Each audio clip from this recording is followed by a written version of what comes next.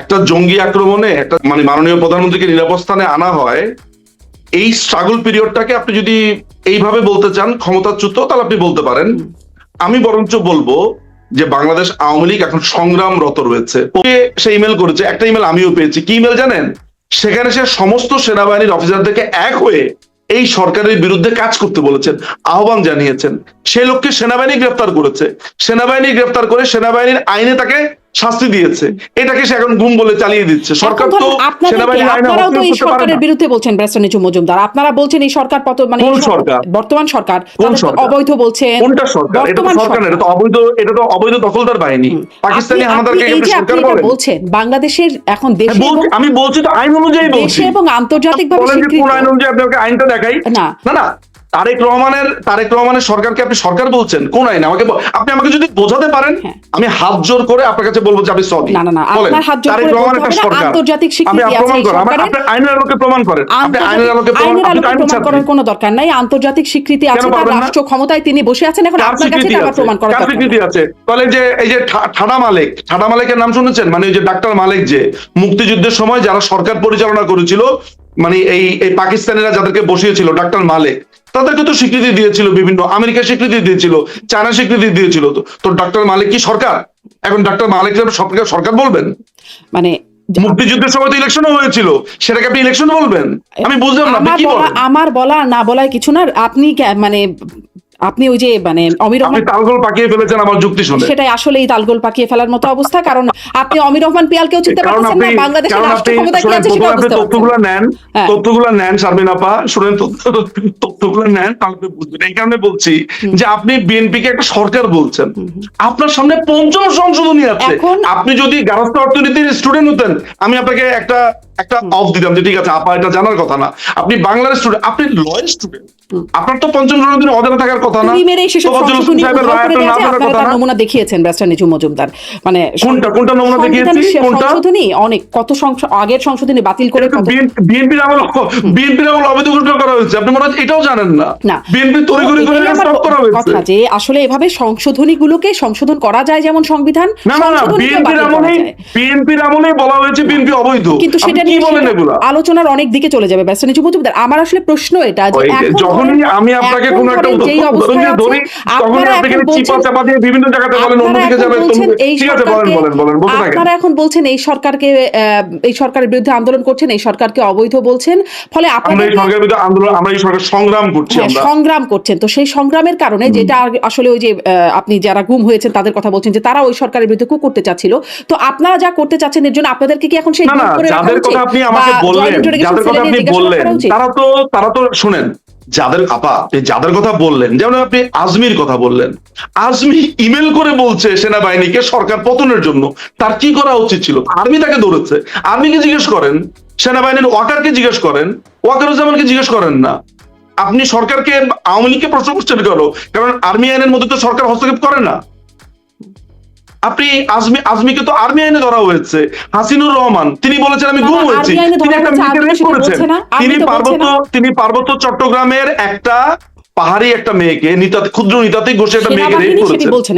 তারপরে সে পয়েন্ট ব্ল্যাঙ্কে গুলি করেছে, সে পয়েন্ট ব্ল্যাঙ্কে গুলি করেছে, সেই কারণে তার বিচার হয়েছে, সে রেপের আসামি। আইএসপিআর তারা ব্যাখ্যা দিচ্ছে, কিন্তু এটা তারা বলছেন, এটা আপনি বলছেন ব্যারিস্টার নিচু মজুমদার। কোনটা কে ব্যাখ্যা দিচ্ছে না, কে ব্যাখ্যা দিচ্ছে না?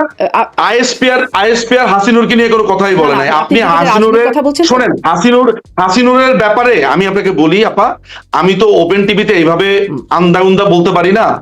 আমি দায়িত্ব নিয়ে জানি বলি আমি আপনাকে বলছি, হাসিনুর রহমান দাগি আসামি ছিল। তার ওখানে শোনেন, সাবেক সেনাপ্রধান যদি কারোর সাথে আপনার পরিচয় থেকে থাকে বা কোনো কর্নেল কেউ, আমি নিশ্চিত আপনার আছে, তো জিজ্ঞেস করবেন হাসিনুর রহমান কে ছিল। হাসিনুর রহমানের বিচার হয়েছে, হাসিনুর রহমান অপরাধী ছিল। তার র্যাঙ্ক, আপনি সারোয়ার ভাই, ব্যারিস্টার সারোয়ার, তাকে জিজ্ঞেস করবেন, আপনি প্রোগ্রামে ফোন করে জিজ্ঞেস করবেন। নিশ্চয়ই আমি চেষ্টা করবো ব্যারিস্টার সারোয়ারকে নিয়ে আসতে, কিন্তু আপনি ব্রিগেডিয়ার আজমির কথাটাও বলছিলেন, ফলে আমি জিজ্ঞাসা করছিলাম যে সেনাবাহিনী তো বলছে না যে তাকে অপরাধে শাস্তি দেওয়া হয়েছে, তার বিরুদ্ধে সেনাবাহিনীর ভিতরে কোনো অপরাধ আছে, ফলে তাকে শাস্তি দেওয়া হয়েছে। এখনো সেনাবাহিনী কথা বলছে, আইএসপিআর তার ভাষ্য জানাচ্ছে, সেনাপ্রধানও তার কাছে গেছেন বলে তিনি দাবি করেছেন, ফলে তারা বলছে না, আপনি বলছেন। না না, সেনাপ্রধান এখনকার সেনাপ্রধান তো আমিরে আমিরে জামাত বলে, তার ব্যাপারে তো আপনি জানেনই, তার তার ঘটনা আপনি জানেন। তো ওয়াকারুজ্জামান কোনো রেফারেন্স আসলে হতে পারে না। আজমি আপনাদের নিয়োগ করা মানে আজমি আওয়ামী লীগ বিশাল আমলে ইমেল নিয়োগ করা লিখেছিল। সেনাপ্রধান। আজকে যদি জানতাম যে আজমির কথাটা উঠবে, তাহলে আমি এই ইমেলটা আপনাকে প্রথমে পাঠিয়ে রাখতাম যে আপনি একটু পড়ে দেখেন। আনফরচুনেটলি না, বাট আমি কথা দিচ্ছি যে ইমেলটা আমি আপনাকে পাঠিয়ে রাখবো একটু দেখার জন্য। সে তখন সশস্ত্র হতে বলেছে সেনাবাহিনীকে, তাই না? মানে আপনারাও এখন বলছেন চোখের বদলে চোখ, ভায়োলেন্সের বদলে ভায়োলেন্স, অনেক চোখের পানি এইটা ফেলেছি। শুনেন, দেখেন প্রথমত হচ্ছে যে ওবায়দুল কাদেরের এই বক্তব্যটা আসলে আমি আপনার কাছে শুনেছি এবং আমি মেনে নিচ্ছি যে উনি এটা বলেছেন, কিন্তু আমি আমার যেই ট্রান্সলেশন উনার কথাটা বুঝে, হ্যাঁ, এখন এইটা বুঝে আমার কাছে মনে হয়েছে উনি বলছে আঘাত আসলে প্রতিঘাত করতে হবে। আপনি একটা সিম্পল পলিটিক্যাল রাজনৈতিক রেটরিককে আপনি আমাকে বলছেন তাহলে আওয়ামী লীগকে কি সন্ত্রাসী সংগঠন বলা যায় না? তা আমার চোখ কেউ যদি তুলতে আসে, আমার রক্ত কেউ যদি চুষতে আসে, আপনি পরিষ্কার করেছেন ব্যারিস্টার মজুমদার। এবারে তাহলে কেন আমরা এটা নিয়ে পলিটিক্যাল রেটরিকটাকে খারাপভাবে দেখি? একটু ছোট ছোট করে এই জায়গাগুলো আসি যে আওয়ামী লীগের নেতাকর্মীরা অনেক মামলার শিকার হয়েছেন, অনেক ভুয়া মামলা তাদের মধ্যেও আছে। মানে আওয়ামী লীগ দলীয়ভাবে কিছু, আমার বিরুদ্ধে মামলা হয়েছে 150-এর উপরে। আমি তো ওই সময় চেন্নাইতে ছিলাম আমার মাকে নিয়ে। হ্যাঁ, দলীয়ভাবে আওয়ামী লীগ কি কিছু করছে নেতাকর্মীদের মামলার বিষয়ে? হ্যাঁ, মানে আওয়ামী লীগের পক্ষ থেকে আমাদের আইনি সেল গঠিত হয়েছে। আমাদের প্রচুর লয়ার বিভিন্ন জায়গাতে বিভিন্ন জেলাতে কাজ করেছে, যে যেভাবে পড়েছে সামর্থ্য অনুযায়ী টাকা দিয়েছে। বিভিন্ন এলাকার এমপি যারা আছে, চেয়ারম্যান যারা আছে, তারা সর্বোচ্চ চেষ্টা করেছে। প্রচুর ছেলেপেলের জামিনও হয়েছে, বের হয়েছে। একদম সেন্ট্রালি মাননীয় প্রধানমন্ত্রীর নির্দেশে এমপিরা, চেয়ারম্যানরা, বিভিন্ন অর্থশালী ব্যক্তিরা আছে, সবাই সাহায্য করেছেন। আমরা যে যার মতো পেরেছি আমরা সাহায্য করেছি। যারা করতে পারেনি তারা অ্যাটলিস্ট ধরেন কেউ লয়ার, তিনি তার স্কিল দিয়ে সাহায্য করেছেন, ড্রাফটিং করে সাহায্য করেছেন। সো এটা আমাদের পক্ষ থেকে করা হয়েছে। আচ্ছা, কিন্তু তা মানে এখনো হচ্ছে। কিন্তু দল হিসেবে যে আপনাদের উপর একটা নিষেধাজ্ঞা আসলো বা রাজনৈতিক কর্মকাণ্ড নিষিদ্ধ করা হলো, সেটি চ্যালেঞ্জ করে, সেটিকে কি আপনারা মেনে নিলেন? সেটি চ্যালেঞ্জ করে কোনো আইনি পদক্ষেপ নাই কেন? দেখেন, আমি আপনাকে একটা কথা বলি। আমি নিজে ব্যক্তিগতভাবে প্রায় 4-5টা আমেরিকান ল ফার্মে আমি নিজে কথা বলেছি। আমি ব্রিটিশ ল ফার্মে কথা বলেছি। আমার অভিজ্ঞতা আপনাকে আমি বর্ণনা করি। একেবারে খুব রিসেন্ট আমি একটা ফার্মের কথা আমি আপনাকে বলি। তো খুবই নাম, আপনাকে বলার সাথে সাথে আপনি চিনবেন, খুবই নাম করা একটা ফার্ম। তো তাদের সাথে যখন আমরা ভার্চুয়ালি মিটিং গুলো করছি, তখন তারা আমাকে জিজ্ঞেস করেছে যে, প্রশ্নটা এইভাবে করেছে যে এইটা কি আসলে আইনগতভাবে তোমরা এটা কি আসলে, যেহেতু তোমাদের দেশের ব্যাপারগুলো আমরা একটু স্টাডি করে এসেছি, আইনগতভাবে কি তোমরা আসলে আগাতে পারবে বলে মনে হয় কিনা? আমি বলছি নো, আইনগতভাবে হলে তো কোনো বেইজই নাই, কারণ 18-র 1 ধারার তো কোনো বেইজই নাই। তারপরে ইন্টারন্যাশনাল ক্রাইম ট্রাইব্যুনাল অ্যাক্টের যে নতুন আইনটা তারা করেছে, 20-এর 1-কে তারা অ্যামেন্ড করেছে, এগুলোর তো কোনো বেইজই নাই। স্বাভাবিকভাবে এগুলা ভয়েড অ্যাব ইনিশিও, শুরুতেই বাতিল। এখন যেই দেশে বিচারপতি চেঞ্জ হয়েছে এই হাসনাত, কাইয়ুম ওদের কথাতে, সেই দেশে আপনি বিচার প্রার্থী হবেন, সেই দেশে আওয়ামী লীগের উপরে ব্যান উঠার জন্য আপনি আইনি প্রক্রিয়ার কথা বলবেন, সে তো টাফ। আপনিও জানেন খুব ভালো করে। মনে করা যাক আমরা একটা রিট পিটিশন করলাম, আদালতে উঠলো। আপনার মনে হয় যে লোকটা রিট করেছে তাকে থাকতে দেবে? মহসিন রশিদ, যিনি মুসলিম লীগের একজন নেতা, যিনি আমরা মুসলিম লীগ তো আমাদের প্রতিপক্ষ, তিনি নিজে বলছেন যে তিনি মাননীয় প্রধানমন্ত্রী যে পদত্যাগ করেছে সেই পদত্যাগের নোটটা উনি দেখতে চান। খুবই সরল একটা চাওয়া। আজ পর্যন্ত সেই পদত্যাগ নোটটা দিল না। অথচ যেই ভার্ডিক্টার বলে ইন্টারিম গভর্নমেন্ট গঠিত হয়েছে বলা হয়েছে, সেখানে বলা হয়েছে যেহেতু মাননীয় প্রধানমন্ত্রী পদত্যাগ করেছেন, সেই পদত্যাগ পত্রই আমরা দেখি নাই। তো এরকম একটা আদালতে, যেই আদালতের কোনো বেইস নাই, যেই আদালতের বিচারপতি পরিবর্তিত হয়েছে আসিফ নজরুলের কথাতে আর এই টোকাইদের কথাতে, এই ছাত্র সহিংস শিবিরের কথাতে, সেইখানে আপনি আমাদেরকে আনব্যানের কথা বলছেন। বিদেশি আইনজীবীরা পর্যন্ত আমাদেরকে প্রশ্ন করছেন যে দেখো, তোমরা তো এটা আইনি ভাবে এটা উঠাতে পারবে না, এটার জন্য দরকার হচ্ছে লবি, এটার জন্য দরকার রাজনৈতিক আলাপ। এই সুরেই যে আওয়ামী লীগের যে কোনটা, মানে ধরেন আওয়ামী লীগ আমলে বিএনপি নেতাকর্মীদের নামে যে মামলা, আওয়ামী লীগ আমলে শোনেন আপা, আওয়ামী লীগ আমলে আমি জানি না যে আপনি কোন চেম্বারে কাজ করতেন কিনা। আমার বাবা তো লয়ার, আমি আমার আব্বার চেম্বারে কাজ করতাম, কাজ শিখতাম। আমি আপনাকে একটা ছবিও দেখাতে পারি। আসলে ছবিটা তুলেছি আমি হাইকোর্টের ওই দোতলা থেকে বের হয়ে। বিএনপির এক নেতা জামিন পেয়েছে, তাকে ফুলের মালা দিয়ে ওই কোর্ট চত্বরে শত শত নেতা কর্মীরা মিছিল করে গেছে, এমনও ভিডিও আমার কাছে আছে। আওয়ামী লীগ আমলে মামলা হয়নি যে তা না, মামলা হয়েছে। জামিনও হয়েছে আপা। আওয়ামী লীগ আমলে কোন ইউনিভার্সিটির কোন স্টুডেন্ট এসে বলে নাই যে প্রধান বিচারপতি চেঞ্জ হতে হবে দুপুর 2টার মধ্যে। হাসনাত এসে বলেছে যে সন্ধ্যা 6টার মধ্যে, হাসনাত না, সেটার নাম কি, ওই যে প্রথমে বলেছিল যে আমার বাড়ি ভাঙাচোরা, পরে বলেছে সবচেয়ে বড় পুকুরটাই আমার, কি যেন নাম হয়েছিল এটার, হান্নান মাসুদ। হান্নান মাসুদ বলেছে যে দুপুর 2টার মধ্যে রিফাত আহমেদকে বসাতে হবে। আপনি তো এগুলো দেখেছেন। আমি আপনাকে কেন বারবার বলি, কারণ আপনি নিজেও অফিসার অফ এ কোর্ট, অর্থাৎ আপনি নিজে আইন এরিনার ছাত্র, আপনি ভবিষ্যতে প্র্যাকটিসও করবেন। সো আপনি নিজেই দেখেছেন কি প্রেসিডেন্ট এরা সেট করে গেছে। আওয়ামী লীগ আমলের সাথে যদি আপনি এই আমল তুলনা করেন, পরিবর্তনের পরের অবস্থান আর কি, এটি তো একটা নিয়মিত। আপনি 121 জন নতুন বিচারপতি নিয়োগ দিয়েছে, যাদের কোনো স্বচ্ছতাই ছিল না। এরা কারা কেউই জানে না। কে বলেছে? আমি বলি নাই। আপনি দেখেন যে যারা সরকারের সমালোচনা করে তারা টিভিতে এটা বলেছে, যেমন ধরেন যে এই সমালোচনা আপনি করতে পারেন, তাহলে আপনারা এই আদালতের উপরে কোনো ভরসা নেই বলে আপনারা এটা করছেন না। কিন্তু ধরেন আদালতই তো নাই, রাষ্ট্রই তো নাই, আদালত বাদ দেন, রাষ্ট্রই তো নাই, রাষ্ট্র আছে। তাহলে যুক্তরাজ্যের প্রখ্যাত ল ফার্ম কিংসলে নেপলি, সেখান থেকে কেন আইসিটির কাছে চিঠি আসলো সাবেক প্রধানমন্ত্রী শেখ হাসিনার দণ্ড বাতিলের জন্য, মৃত্যুদণ্ড বাতিলের আবেদন করে? দেখেন, মৃত্যুদণ্ড বাতিলের জন্য না, আপনি ভালো করে চিঠিটা যদি পড়েন তাহলে দেখবেন যে তারা লিগ্যাল লুফহোলের কথা বলছে। একটা কথা আমি আপনাকে বলি, এখন আমি আপনার সাথে যে আলোচনাটা করছি, আপনি যদি আমার আইনজীবী, আপনি যদি আসেন আমার কাছে, বা কেউ যদি আমার কাছে আসে অ্যাজ এ ক্লায়েন্ট হিসেবে, আমাকে কিন্তু ফরমাল চিঠি আদালতকে দিতে হবে। আমি এখন যেইটা কথা বলছি যে এই রাষ্ট্র আমি মানি না বা এটাকে আমি রাষ্ট্র মনে করি না, যেই আলাপে আমি বলছি, অ্যাজ এ লয়ার হিসেবে আমাকে কিন্তু চিঠিটা দিতে হবে আদালতকে। ফলে আপনি আমার দুইটা রোল কিন্তু মাথায় রাখবেন। কিছু কিছু প্রসিডিউর আছে যেটা তার প্রফেশন অনুযায়ী মেনটেন করতে হয়। এখন কিংসলের কাছে যখন গেছে, কিংসলে তো ভাই আমার মতো বলবে না, কারণ ও এই আলাপটা টকশোতে করে না, ওকে চিঠিই পাঠাতে হয় আলটিমেটলি এন্ড অফ দ্য ডেতে। কেন? তাকে একটা নর্মস, তাকে একটা প্রসিডিউর মেনটেন করতে হয়। আমি পলিটিক্যাল জায়গা থেকে যেই রেটরিকে, যেই পলিটিক্যাল বোঝাপড়ার জায়গা থেকে আপনাকে আমি বলছি, সেখানে ইতিহাস আছে, সেখানে আমাদের প্রেসিডেন্ট আছে, সেখানে আমার লজিক আছে, সেই জায়গা থেকে বলছি। কিংসলের চিঠি আর আমার বক্তব্য দুটাকে এক করে দেখাটা একদমই, আমি হাস্যকর বলবো না, আমি বলবো যে এটা খুবই ডিসপ্রপোর্শনেট কথা। একদমই স্পষ্ট, নিশ্চয়ই। কিন্তু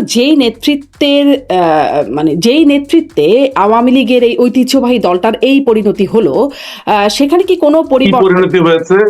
ক্ষমতাচ্যুত হতে হয়েছে, পলাতক থাকতে হচ্ছে? ক্ষমতাচ্যুত হতে হয়নি তো আপনি ভাবছেন। একটা জঙ্গি আক্রমণে যদি মানে মাননীয় প্রধানমন্ত্রীকে নিরাপদ স্থানে আনা হয়, এই স্ট্রাগল পিরিয়ডটাকে আপনি যদি এইভাবে বলতে চান ক্ষমতাচ্যুত, তাহলে আপনি বলতে পারেন। আমি বরঞ্চ বলবো যে বাংলাদেশ আওয়ামী লীগ এখন সংগ্রামরত রয়েছে, পবিত্র সংগ্রামে রত রয়েছে। তাহলে মানে ক্ষমতাচ্যুত নাকি ক্ষমতায় আছে এখনো? যেমন মুক্তিযুদ্ধ, এটা একটি পবিত্র সংগ্রাম ছিল। ফ্রেঞ্চ বিপ্লব একটা সংগ্রাম ছিল। এরকম অসংখ্য বিপ্লবের নাম আমি আপনাকে বলতে পারি। আমরা সংগ্রামে রত রয়েছি। আমরা এই জঙ্গিদেরকে হটিয়ে আবার এই দেশটাকে স্বাধীন করতে চাই। আমরা সংগ্রামে রত রয়েছি। সংগ্রামে রত নিশ্চয়ই, সেটিতে কোনো সমস্যা নাই। কিন্তু আপনারা তো মানে আওয়ামী লীগ তো ক্ষমতাচ্যুত হয়েছে, আওয়ামী লীগ রাষ্ট্র ক্ষমতায় ছিল। ক্ষমতাচ্যুত কেন বলছেন? ক্ষমতা কোনটাকে ক্ষমতা বলে? জোর করে কোনো কিছু নিয়ে না ক্ষমতা বলে? তার মানে আমরা ক্ষমতাচ্যুত যদি হয়েছি, অন্য কেউ ক্ষমতাতে আছে। তো যারা জোর করে ক্ষমতা নেয় ওইটা ক্ষমতা? ওইটাকে আপনার ক্ষমতা মনে হয় নাকি? তাহলে ওটাও বলেন। আপনি তাহলে এইভাবে বলেন আপনারা ক্ষমতাচ্যুত হয়েছেন, যারা জোর করে ক্ষমতা নিয়েছেন তার কথা বলেন। তাহলে আমি জিনিসটা একটু ডিফারেন্টটা হোক। আপনি যেটা বলছেন তাদের মনে হয় যে আমাদের ক্ষমতা চলে গেছে, আমরা খুবই ছেড়ে দিয়েছি। আপনার কাছে বাংলাদেশের শাসনভার, বাংলাদেশের প্রধানমন্ত্রী, বাংলাদেশের রাষ্ট্র ক্ষমতায় কোন দলটি আছে? শাসন করছে কারা এই মুহূর্তে? জোর করে আছে, অবৈধভাবে আছে তারেক রহমান আছে, জাতীয়তাবাদী দল, বাংলাদেশ জাতীয়তাবাদী দল বা বিএনপি, তারা এই মুহূর্তে অবৈধভাবে ক্ষমতা দখল করে আছে। এবং আরেকটা অবৈধ ক্ষমতা দখলদারি ছিল হচ্ছে ইউনূস, তার থেকে সেটা পেয়েছে একটা অবৈধ নির্বাচনের মাধ্যমে। কিন্তু ধরেন আপনি বলছেন সেটি, কিন্তু দেশীয় আন্তর্জাতিক স্বীকৃতি তাদের আছে। ধরেন যেই দেশটিতে আপনার নেত্রী আশ্রিত আছেন, সেই দেশটিও তাদেরকে শুভেচ্ছা জানাচ্ছেন, অভিনন্দন জানাচ্ছেন, স্বীকৃতি, দেশি বিদেশে আন্তর্জাতিকভাবে স্বীকৃতি আছে। এটা ডিপ্লোম্যাটিক এটা ডিপ্লোম্যাটিক রুল। এখানে যখন আপনার বঙ্গবন্ধুকে হত্যা করা হয়, তখনও আপনার ভারতের শরণ সিং এসে দেখা করেছেন, তারপর অন্যান্য দেশ স্বীকৃতি দিয়েছে। এগুলোতে কিছুই প্রমাণিত হয় না। আপনার বাংলাদেশে যখন এটা ছিল, ডিক্টেটর ছিল, এরশাদের ক্ষমতা তো অবৈধ ঘোষণা করা হয়েছে, আপনি জানেন। তাকে জাতিসংঘে ভাষণ দিতে দেওয়া হয়েছে না। তারপর আপনার যখন জিয়াউর রহমান বন্দুকের নলে ক্ষমতা দখল করেছে, সে জাতিসংঘে ভাষণ দিয়েছে না। বা তো ধরেন পৃথিবীর এরকম আপনারা 3 বার অবৈধ অসংখ্য নির্বাচনের মাধ্যমে dictator, ক্ষমতা আপনার দখল করেছেন। ইদি আমিন আপনার ভাষণ দেয় নাই, দিয়েছে তো। অনেক দেশ স্বীকৃতি দিয়েছে, ইংল্যান্ড স্বীকৃতি দেয়নি, দিয়েছে তো। তো এরকম অসংখ্য ডিক্টেটর, গাদ্দাফি বছরের পর বছর শাসন করেছে। যে গণতন্ত্রের কথা বলে, এই মধ্যপ্রাচ্যে তো কোনো গণতন্ত্রই নাই, সেখানে আমেরিকা সাপোর্ট দিচ্ছে না। তো যারা মানুষ মারছে, যে ইসরায়েল, যারা লক্ষ লক্ষ এই সাধারণ মানুষকে মারছে, যৌক্তিকভাবে এর তো আপনি স্বীকৃতি করতেই দিচ্ছে। এই সরি, সমালোচনা বুঝতে পারছি। বলছিলাম যে খুব যৌক্তিকভাবেই আপনি এই সমালোচনাগুলো করতে পারেন, কিন্তু তবুও তো হ্যাঁ, তারা সমালোচনা না, শাসন আমি বাংলাদেশের প্রেসিডেন্ট আছে, আমি আপনাকে একটু স্মরণ করে দিতে চাই। 1975 সালের পরের মোশতাক, সায়েম এবং জিয়াউর রহমানের ক্ষমতাকে অবৈধ বলে এটাকে বাতিল ঘোষণা করা হচ্ছে পঞ্চম সংশোধনীর রায়। আপনি সেটা জানবেন। সপ্তম সংশোধনীর যে রায়, ওইটাকে কিন্তু বাতিলের রায়ে পরিষ্কারভাবে এরশাদের ক্ষমতা দখলকে অবৈধ করা হয়েছে। এবং আপনি ওই পঞ্চম সংশোধনীর তোফাজ্জল হোসেনের রায়টা পড়ে দেখবেন যে মার্শাল ল বলে কোনো ল নাই, আর কোনো অবৈধ ক্ষমতা দখল যেটাকে বলা হয়, এইটা কোনোভাবে করা যাবে না। এবং আমাদের সংবিধানের 7 খতে পরিষ্কারভাবে লেখা আছে এগুলো শাস্তি কি আছে। সুতরাং 5ই আগস্ট দুপুরবেলার পর থেকে যা হয়েছে 2024-এর সবকিছু অবৈধ। বাংলাদেশে এর আগেও এটার প্রেসিডেন্ট আছে, যেমন 75 সালে 15ই আগস্টের পরে সমস্ত কিছুকে অবৈধ ঘোষণা করা হয়েছে। হ্যাঁ, এটা ঠিক যে সেই সময় বিচারপতিরা পলিসি রিজনে, যেমন কারো যদি এখন বিয়ে হয় 2024-এর পরে, ওই বিয়ে তো আর ভবিষ্যতে বাতিল করা যাবে না। কিন্তু এইটাকে বলে হচ্ছে যে মানে এক ধরনের টোকেন, এক ধরনের সিম্বল, যে এই শাসনভারটাকে অবৈধ ঘোষণা করা, যেটা বাংলাদেশের আদালতে এটার প্রমাণ রয়েছে পঞ্চম সংশোধনী। আপনি ভালো করে পড়ে দেখবেন। আপনি নিজেও তো আইনের ছাত্রী, আপনি হয়তো জেনে তার থাকবেন মানে 15ই আগস্টের পর যত সরকার আসছে সব অবৈধ। এসেছে, ইউনূস যে এসেছে, ইন্টারিম গভর্নমেন্ট বলে কোনো গভর্নমেন্ট বাংলাদেশের সংবিধানে আছে? এই কথা তো আপনার সাথে আমি অনেকবার বলেছি। আপনি আবার আমাকে ওই জায়গাতে যদি আনেন, তাহলে আপনাকে আমি জানতে চাবো যে ইন্টারিম গভর্নমেন্ট বলতে কিছু নাই, যেটার কোনো অস্তিত্ব নাই। তারা নির্বাচন করেছে, সেই নির্বাচন কোনো নির্বাচন? মানে এটা একটা এক্সট্রা কনস্টিটিউশনাল সিচুয়েশন। তারেক রহমানের ব্রিটিশ পাসপোর্ট আছে। বাংলাদেশে শুনেছেন কোনোদিন যে 2 পাসপোর্টে দ্বৈত নাগরিকত্ব ইলেকশন করা যায় 2 ঘন্টা থেকে 3 ঘন্টার মধ্যে? কারণ এনআইডি হয়ে যায়। আপনি করতে পারবেন এনআইডি? আপনি একবার ট্রাই করেন না। তারেক রহমানের হয় কিভাবে? তারেক রহমানের ব্রিটিশ পাসপোর্ট আছে। তারেক রহমানের ব্রিটিশ পাসপোর্ট আছে, সে কিভাবে বাংলাদেশের প্রধানমন্ত্রী হলো?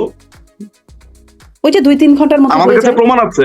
ওই যে উনি ব্লু এন্ড হোয়াইট কনসালটেন্সি একটা ফার্ম খুলেছেন ইংল্যান্ডে, সেখানে তিনি তার পরিচয় দিয়েছেন ব্রিটিশ নাগরিক। আমরা জানি তিনি অ্যাসাইলাম পেয়েছিলেন, অ্যাসাইলাম পাওয়ার পর উনি ব্রিটিশ নাগরিক হয়েছিলেন, এটা আমরা জানি। এটা তো উনি তো অন্যায় কিছু করেন নাই, তিনি ওই দেশের আইন অনুযায়ী করেছেন। কিন্তু এটা লুকালেন কেন? এখন তিনি এটা লুকাচ্ছেন কেন? কারণ লুকাচ্ছেন হচ্ছে কারণ দ্বৈত নাগরিকত্ব থাকলে তিনি প্রধানমন্ত্রী হতে পারবেন না। সিম্পল। হ্যাঁ, মানে তাহলে এগুলাকে আপনি কোন আইন বলবেন, এগুলাকে আপনি ক্ষমতা বলবেন, সেখানে আপনি আমাদেরকে বলতেন ক্ষমতাচ্যুত। ব্যাপারটা এমন যে খুবই একটা আনন্দিত একটা ঘটনা, একেবারে ব্যাপারটা তা না।